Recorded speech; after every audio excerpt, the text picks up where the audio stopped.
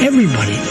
We are going to appoint justices of the United States Supreme Court who will uphold our laws and our Constitution. Why supporting law enforcement is so important for keeping America great. As long as I'm president, I will never defund your police, that I promise you. It's time to deliver a victory for the American people. We are going to start winning again. It's called Promises Made, Promises Kept.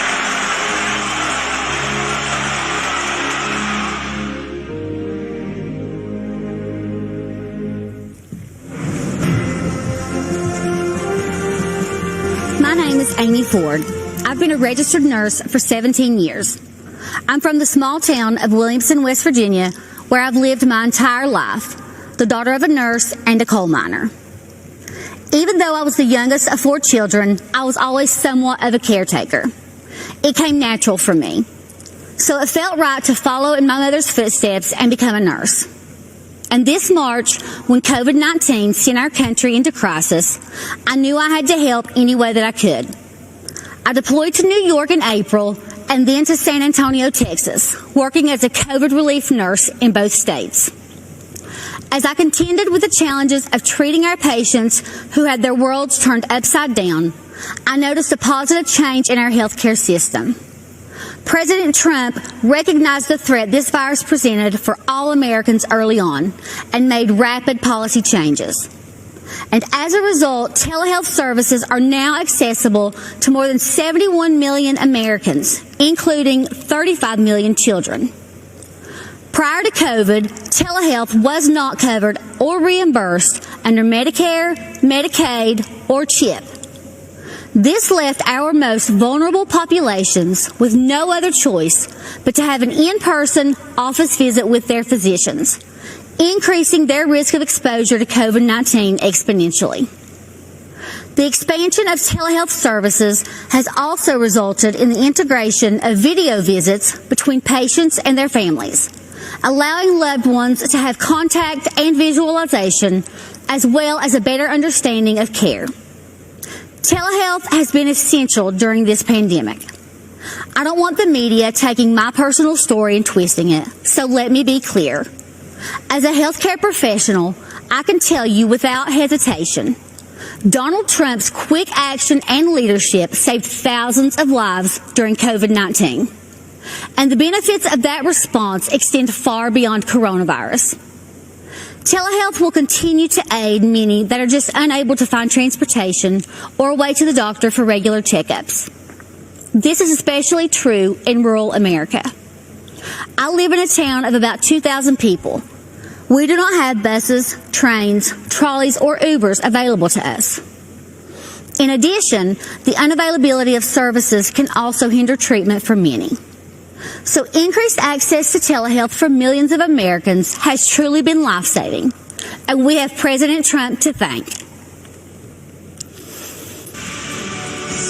From the very beginning, Democrats, the media, and the World Health Organization got coronavirus wrong. The World Health Organization said Democrats, authorities have found no clear evidence of human-to-human transmission. Overall, most people should not be terribly concerned about it. Everything's fine here. We do want to say to people, come to Chinatown. Here we are. Come join us. We don't even think it's going to be as bad as it was in other countries. Go about your lives. Go about your business. One leader took decisive action to save lives. President Donald Trump. Banning travel from China and coronavirus epicenters. Biden charged xenophobia. But President Trump was right, signing the CARES Act, providing immediate relief to American families, workers, and businesses, declaring a national emergency, tapping into $42 billion in existing emergency funding, quickly getting crucial personal protective equipment to the states, signing the Families First Coronavirus Response Act, ensuring that American families and businesses impacted by the virus receive the strong support they need, launching Operation Warp Speed to fast-track a vaccine in record time. He said everything that I could have hoped for. Promise made, promise kept. He is ready, willing, and able to help. He has been responsive. He's done a lot of good things. What the federal government did was a phenomenal accomplishment. In our hour of need, you all literally are helping us in a big way. We were at the edge, and this is life or death stuff, and we're forever thankful for that. Soon, we will emerge safer, stronger, and greater than ever.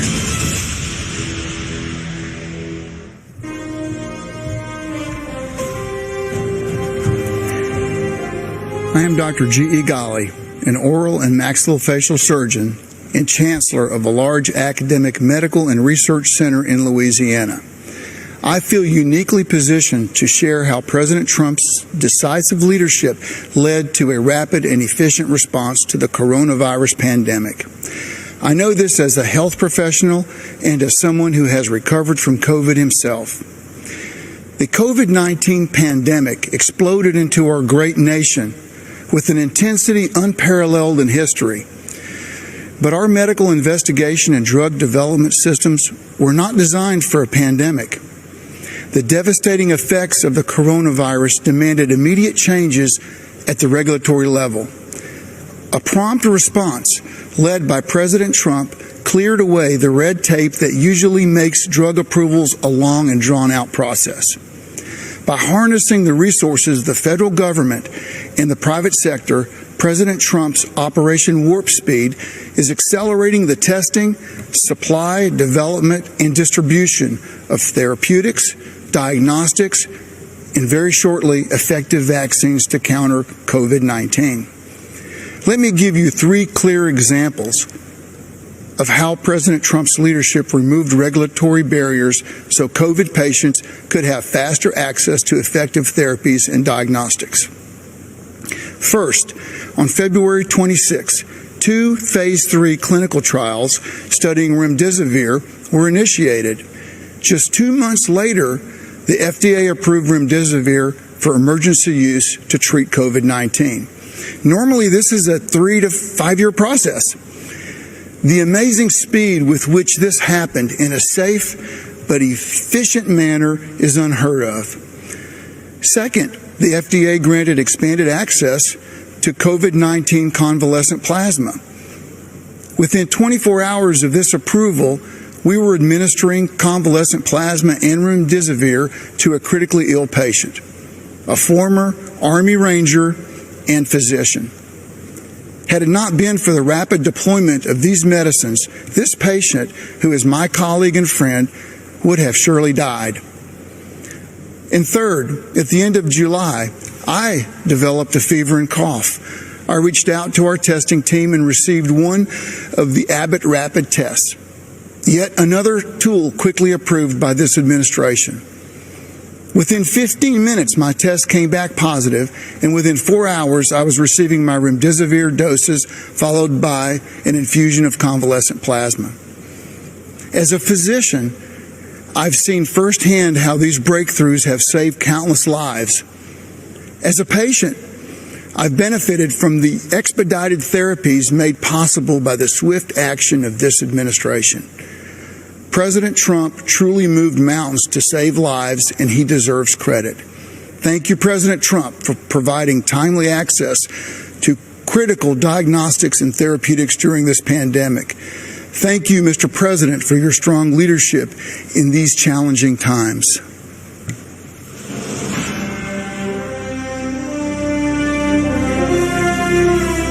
When the China virus invaded our country, we launched the greatest mobilization of American society since World War II. Patriots of every race, color, and creed rallied together to defeat the invisible enemy and save the lives of their fellow citizens. Today, our hearts overflow with appreciation for the incredible frontline workers who risk their own health and safety to keep America strong and safe. When crisis came, millions of everyday Americans rose to the challenge. In their actions, we see true greatness of the American character. We always find a way to victory. History will remember and celebrate the heroes of 2020 for as long as our great American flag waves over the land that we love. To every frontline worker, I offer the salute of a nation that is forever in your debt. Thank you, God bless you, and God bless America.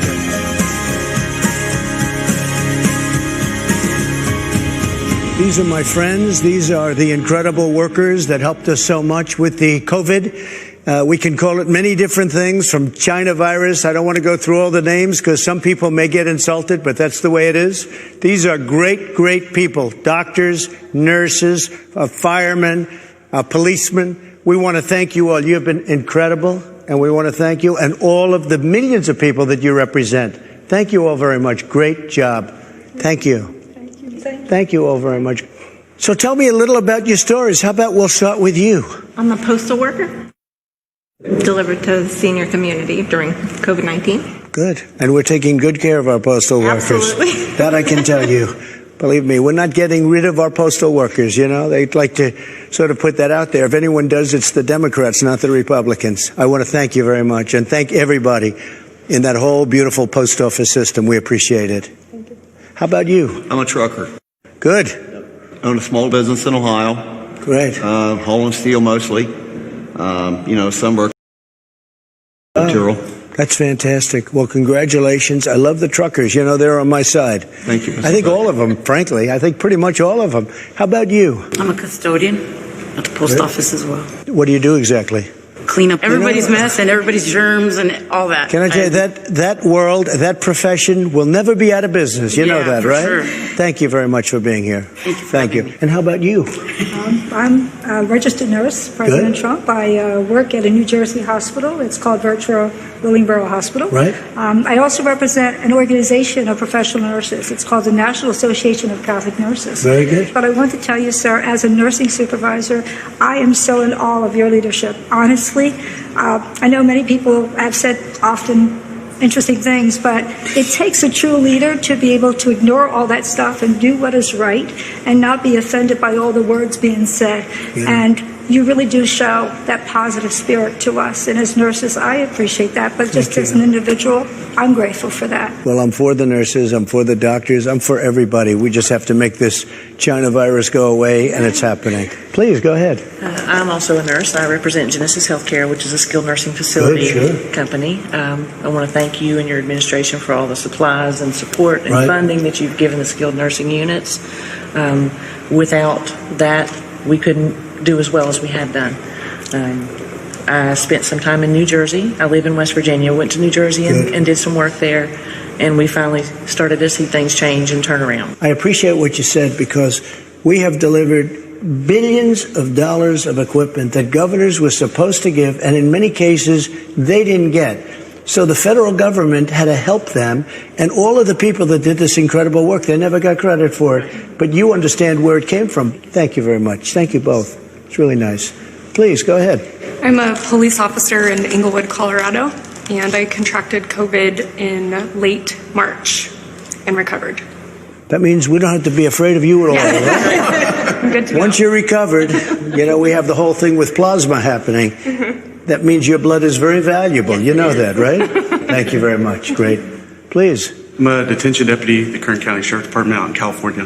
Great. And I also contracted COVID end of March and recovered from that also. How long was your problem? I was sick about 10 days, really bad. I got everything besides a cough, but recovered. I was off work for a month and a half, and I work in our local county jails. Did they do anything specifically to help you recover? They gave me Z-Paks, medication, cough syrup. Okay, and I won't even ask you about the hydroxychloroquine, because it's a shame what they've done to that one, but I took it. I took the Z-Pak also, and zinc. I want to thank you all very much. It's an honor to have you in the White House. You're fantastic people, and the people you represent an incredible group of people, and we love you all. Thank you very much. Thank you very much. Appreciate it. Good evening. I'm Congressman Jim Jordan, representing the 4th District of Ohio. The Republican Party is the pro-America party. President Trump is the pro-America candidate. This election is about who can preserve the values, principles, and institutions that make America great. Don't believe me? Look at what's happening in American cities. Cities all run by Democrats. Crime, violence, and mob rule. Democrats refuse to denounce the mob, and their response to the chaos? defund the police, defund Border Patrol, and defund our military. And while they're doing all this, they're also trying to take away your guns. Look at the positions they've taken in the past few months. Democrats won't let you go to church, but they'll let you protest. Democrats won't let you go to work, but they'll let you riot. And Democrats won't let you go to school, but they'll let you go loot. President Trump has fought against each of their crazy ideas. He's taken on the swamp, all of the swamp, the Democrats, the press, and the never-Trumpers. And when you take on the swamp fights back. They tried the Russia hoax, the Mueller investigation, and the fake impeachment. But in spite of this unbelievable opposition, this president has done what he said he would do. Taxes cut, regulations reduced, economy growing, lowest unemployment in 50 years, out of the Iran deal, embassy in Jerusalem, hostages home from North Korea, a new USMCA agreement, and of course he's building the wall and rebuilding our economy as we speak. I love the president's intensity and his willingness to fight every day in Washington for our families. But what I also appreciate about the president is something most Americans never get to see, how much he truly cares about people. Our family has seen it. 2 years ago, our nephew Eli was killed in a car accident. He lived a mile up the road from us, grew up wrestling and training with our boys, was a high school state champion, varsity athlete for the University of Wisconsin. It was a Saturday morning, 3 days after the accident. I walked to the car to head up to Eli's parents' home when the president called. We talked about a few issues, and then he asked how the family was doing. I said, "They're doing okay, Mr. President, but it's tough." The president said, "Yeah, losing a loved one is always difficult, and it's really tough when they're so young." I then said, "Mr. President, I'm actually walking into their house right now. Obviously, they don't know that I'm talking to you, but if you'd be willing to say hello to Eli's dad, you'd make a terrible day a little less terrible." "What's his name?" the president asked. I walked through the door and said, "Todd, the president wants to talk to you." For the next 5 minutes, family and friends sat in complete silence as the president of the United States took time to talk to a dad who was hurting. That's the president I've gotten to know the last 4 years. The president who shared private moments like this with soldiers, victims of violent crime, and people who've had businesses destroyed by the mob. That's the individual who's made America great again, and who knows America's best days are still in front of us. And that's why I'm busting my tail to help him get reelected. I'm asking you to do the same. Thank you, and God bless our country. I'm not an actor, a singer, or a politician. I'm Herschel Walker. Most of you know me as a football player, but I'm also a father, a man of faith, and a very good judge of character. I've known Donald Trump for 37 years, and I don't mean just casual ran into him from time to time. I'm talking about a deep personal friendship. I watched him as an owner of a professional football team. Right after he bought the team, he set out to learn. He learned about the history of the team, the players, the coaches, every detail. Then he used what he learned to make the team better. I watched him in the boardroom. He can be in the middle of a big meeting, but if one of the kids was on the phone, he dropped everything to take the call. He taught me that the family should be your top priority. I watched him treat janitors, security guards, and waiters the same way he would treat a VIP. He made them feel special because he knew they were. He understands that they are the people who make this country run. They clean, they cook, they build, they drive, they deliver. He told me, "Herschel, make an effort to get to know people. Remember their names." That stuck with me. One time, I planned to take his kids to Disney World with my family. At the last minute, Donald said he'd like to join us. So there he was, in a business suit, on It's a Small World ride. That was something to see. It just shows you what a caring, loving father he is. It hurt my soul to hear the terrible names that people call Donald. The worst one is racist. I take it as a personal insult that people would think I've had a 37-year friendship with a racist. People who think that don't know what they're talking about. Growing up in the Deep South, I've seen racism up close. I know what it is, and it isn't Donald Trump. Just because someone loves and respects the flag, our national anthem, and our country, doesn't mean they don't care about social justice. I care about all those things. So does Donald Trump. He shows how much he cares about social justice in the black community through his actions. And his action speaks louder than stickers or slogans on a jersey. He keeps right on fighting to improve the lives of black Americans and all Americans. He works night and day. He never stops. He leaves nothing on the field. Some people don't like his style, the way he knocks down obstacles that get in the way of his goals. People on the opposing team didn't like when I ran over them either. But that's how you get the job done. I pray every night that God gives him more time. Give him 4 more years. He has accomplished so much almost all by himself on a constant attack. But there's still more work to be done. If you love America and want to make it better, Donald Trump is your president. He's my president, and I'm blessed to call him friend. Good evening. I'm Natalie Harp, a formerly forgotten American from California. In the classic Jimmy Stewart film, It's a Wonderful Life, George Bailey is given a great gift, the chance to see what the world would be like without him. Tonight, Mr. President, we'd like to give you that same gift. Because without you, we'd all be living in Pottersville, sold out to a crooked Mr., or I should say, a crooked Mrs. Potter, with no hope of escape except death itself. I should know, because I wouldn't be alive today if it wasn't for you. About 5 years ago, I was the victim of a notoriously deadly medical error. I survived, but only to be diagnosed with a rare and terminal bone cancer. You know, the Democrats love to talk about healthcare being a human right. But a right to what? Well, I'll tell you. To them, it's a right to marijuana, opioids, and the right to die with dignity, a politically correct way of saying assisted suicide. I was told I was a burden to my family and to my country, and that by choosing to die early, I'd actually be saving the lives of others by preserving resources for them, rather than wasting them on a lost cause like myself. And when I failed the chemotherapies that were on the market, no one wanted me in their clinical trials. I'd make them look bad.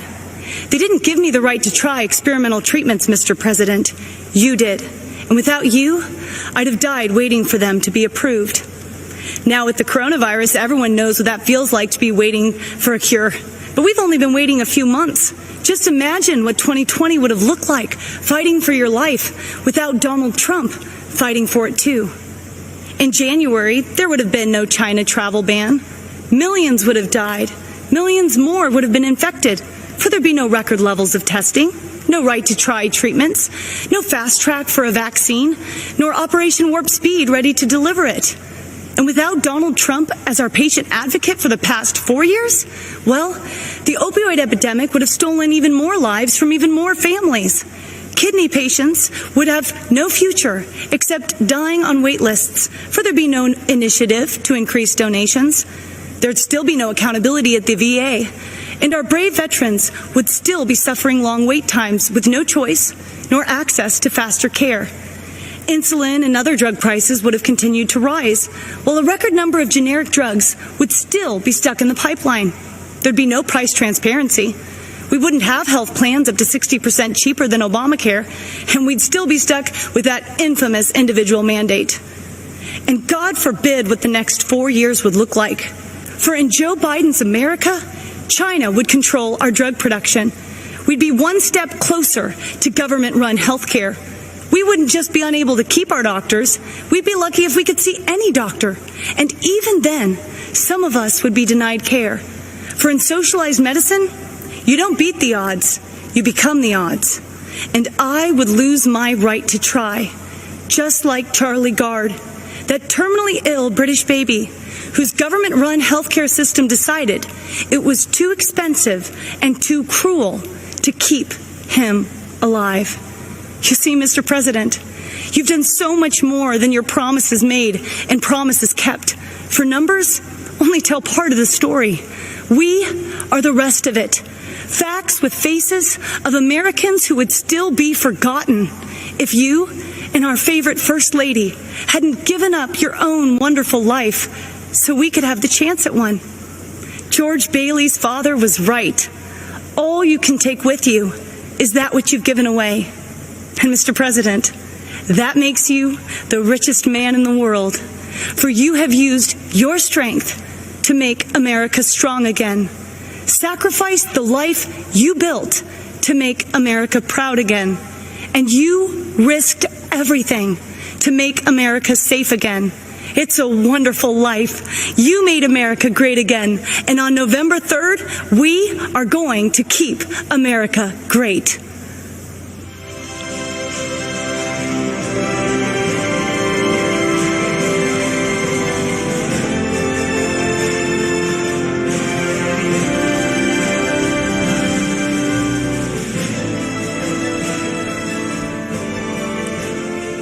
Hello, America. My name is Vernon Jones, and I'm a state representative from the great state of Georgia. As you can see, I'm a man of color, and I'm a lifelong Democrat, too. You may be wondering, why is a lifelong Democrat speaking at the Republican National Convention? And that's a fair question, and here's your answer.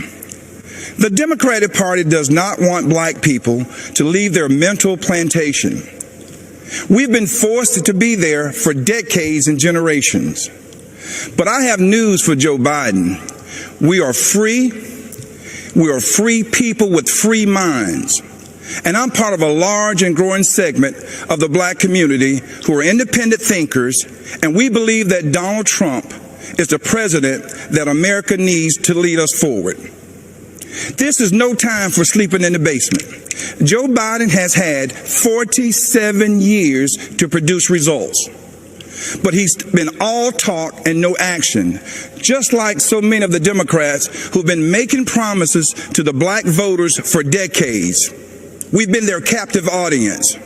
When President Trump sought to earn the black vote, the Democratic Party leaders went crazy. Nancy Pelosi and Chuck Schumer literally started wearing kente cloths around the U.S. Capitol, as if pandering were enough to keep us satisfied. Let me tell you why I'm supporting our president. I grew up in the South, in Laurel Hill, North Carolina, Scotland County, the Green Pond community to be exact. My parents, Robin and Rufus Jones, built with their own hands a 4-room cinder block home with no indoor plumbing.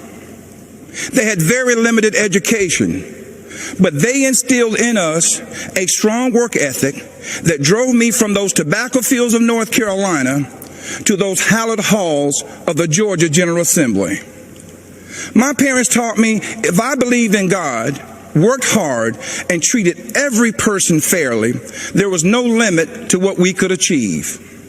I attended North Carolina Central University, an historical black college. For generations, HBCUs have been the incubators that develop black scholars in math and science and religion, engineering, and politics. They have been important springboards for the black success. But Democrats haven't treated them that way. When President Trump took office, he changed everything. He delivered historic funding to HBCUs, and he guaranteed it for 10 years, something that's never happened in the history of this country. That gave our HBCUs stability, the chance to grow, and produce the next generation of black leaders. That's right, Donald Trump did that.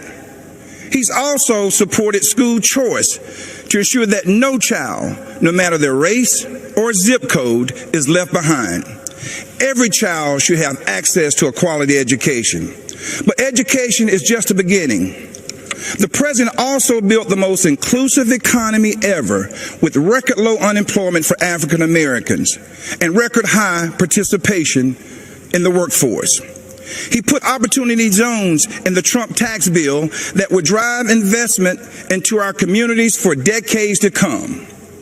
He put the interests of American workers, and especially black workers, first. That's right, Donald Trump did that. He delivered historic criminal justice reform. He ended once and for all the policy of incarceration of black people, which has decimated our communities, caused by no other than Joe Biden. Democrats wouldn't do it, Obama didn't want to do it, and Joe Biden and Kamala Harris definitely wouldn't do it. But Donald Trump did it. He's also working every day to make our communities safer. As a former executive of DeKalb County, Georgia, I directed one of the largest public safety departments in the Southeast. I've seen tragic shootings on both sides. Officers killing citizens and citizens killing officers in the line of duty. Police officers are our fellow citizens. They live in our country. They have families too. They live in our communities. Unfortunately, Democrats have turned their backs on our brave police officers. They call it defunding, and it's a danger to our cities, our neighborhoods, and our children. Isn't it ironic that Democrat politicians have personal security to protect them? So why don't they forego their security and replace them with social workers, especially since that's what they want for you and me? Our police need more funding, not less, for frequent psychological examinations, for non-lethal remote restraint technology, and for more de-escalation and use of force training. These are the common sense solutions that President Trump supports. True, sincere police reform. That's right. Donald Trump did that too. Education, jobs, safety, security, on issue after issue. And in just a single term, he destroyed these negative forces that have victimized the black community for decades. He gave us the opportunity to rise. Now, you know, when I made the public announcement of my support for President Trump, all hell broke loose. I was threatened, called an embarrassment, and asked to resign by my own party. Unfortunately, that's consistent with the Democratic Party and how they view independent thinking black men and women. But I'm here to tell you that black voices are becoming more woke and louder than ever. The Democratic Party has become infected with a pandemic of intolerance, bigotry, socialism, anti-law enforcement bias, and a dangerous tolerance for people who attack others, destroy their property, and terrorize our own communities. That's what this election is all about. And that's why right now, more than ever before, America needs Donald Trump in the Oval Office for another 4 years. God bless you, and vote Donald J. Trump. Thank you.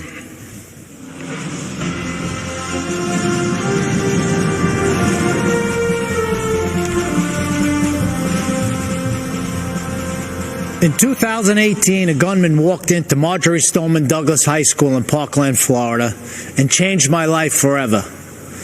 My name is Andrew Pollock. His name isn't worth saying. One of the seniors walking in the hallways that day was my beautiful daughter, Meadow. She was just months away from graduating and beginning a new life. We were so proud of the woman she had become.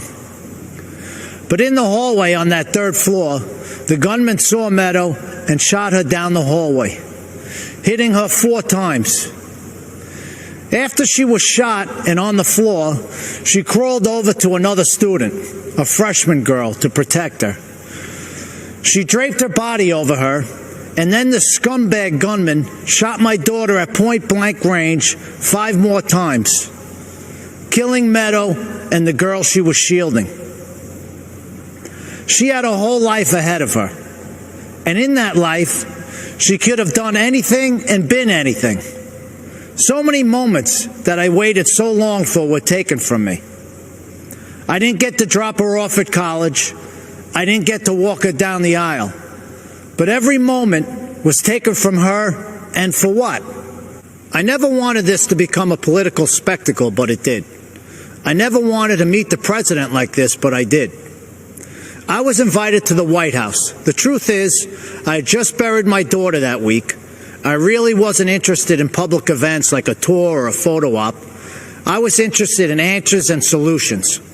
So if the president wanted to meet me personally, I said I'd go. They said, of course, that was his plan. At the White House, my family and I sat with the president in the Oval Office and told him about Meadow. I told him what we knew.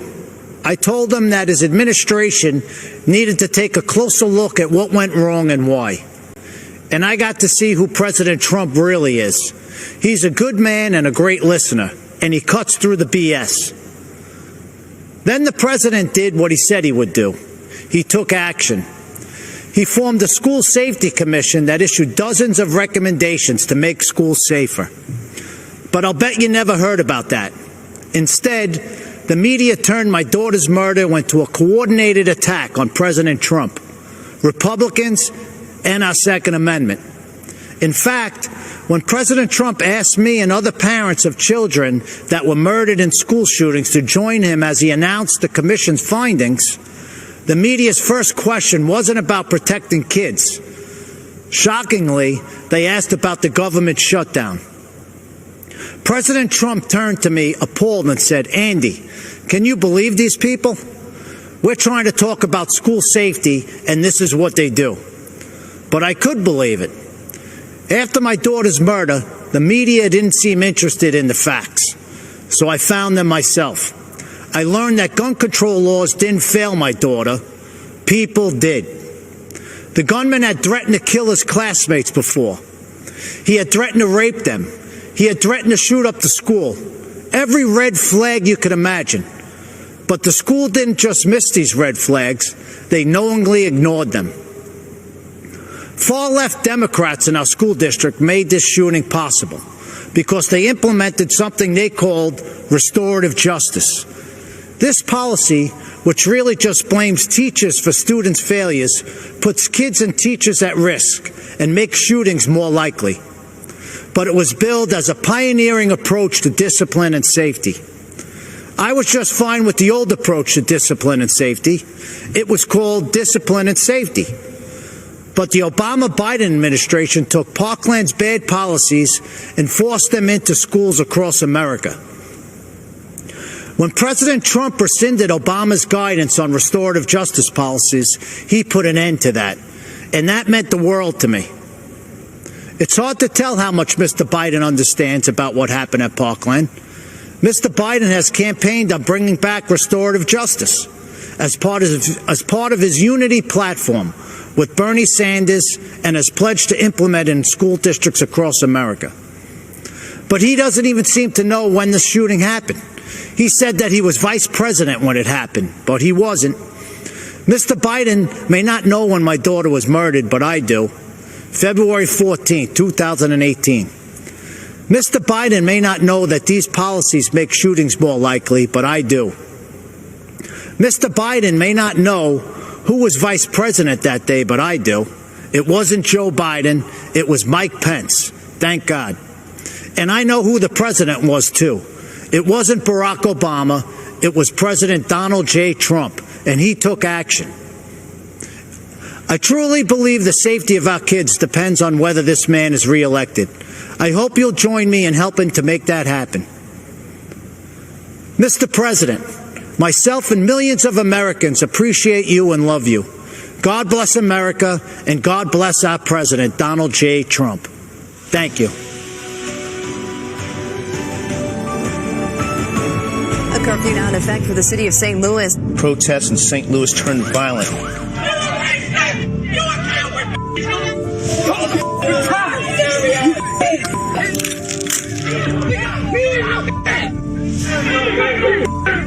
Mark McCloskey says he and his family have been threatened with violence. Under Missouri law, you have a right to defend your home and the lives of your family. A search warrant has been executed at the home of Mark and Patricia McCloskey. The husband and wife attorneys charged with pointing guns at protesters. They were simply trying to protect their home. Good evening, America. We are Mark and Patty McCloskey. We're speaking to you tonight from St. Louis, Missouri, where just weeks ago you may have seen us defending our home as a mob of protesters descended on our neighborhood. America is such a great country that not only do you have the right to own a gun and use it to defend yourself, but thousands of Americans will offer you free advice on how to use it. At least that's what we experienced. What you saw happen to us could just as easily happen to any of you who are watching from quiet